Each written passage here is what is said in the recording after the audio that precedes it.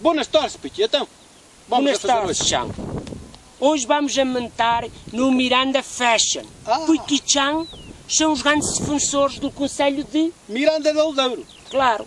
E então, como sabeis, Miranda vai a ser este ano, 2015, a capital da moda. Do fashion. E como sabeis, de atrás, a capital da moda era Milão, terra de Berlusconi. Do spaghetti. E eu não ser um santo não ser de palo, Berlusconi. Pois era. E Paris, cidade de luz. Não. La cidade de La Luz e Constantino, tu não sabes? Constantino, Chão. Sim. Porquê, Chão? Então não vês que no cabeça está a Nossa Senhora a iluminar? Ah, Chão. Bem visto, Chão. Senhora de La Luz. E este desfile de moda tem o patrocínio de L'Oréal. Paris, L'Oréal. Arial Bilachana. Tu benai gravilha. Ah, Chão. Então. L'Oréal, Chão. Então não aqui. Chão. E hoje ainda vai desfilar aqui Cláudia Schiffer, conheces lá? E bem também a romana e a outra das tatuagens? Não. Tchau. Ela que faz as tatuagens no braço porque esquece da letra a cantar. E a verdade é essa. Tchau. Este fui lá outro ano num concurso de raça de churra mirandesa, tchau. Este é um concurso e um desfile de moda, tchau. Tchau, não precisamos destas animadoras. Este é uma passarela. Conheces a outra, tchau? Então não conheço a malhada, já há uma, que os carros param todos só para eles passarem. Tu não sabias? Tchau. Tu confundes uma passarela com a passadeira para as vacas, tchau. Lá vais mirandês. Ora, tchau. Tchau. E as tendências deste verano? Mira. Este colete que os intelectuais chamam sutiã. Mira. Os mais atrevidos, feito saca, vão a pôr a mano, caspa maldito de nitrato. Tchau. E sabes que o que combina? Mira, com estes sapatitos dourados, mira que requinte. Tchau. São douradas? Tchau.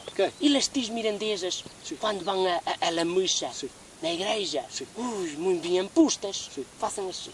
Mostra-me. Primeiro, assim, depois assim, e depois assim. E depois, olha, vão elas para o corredor da igreja.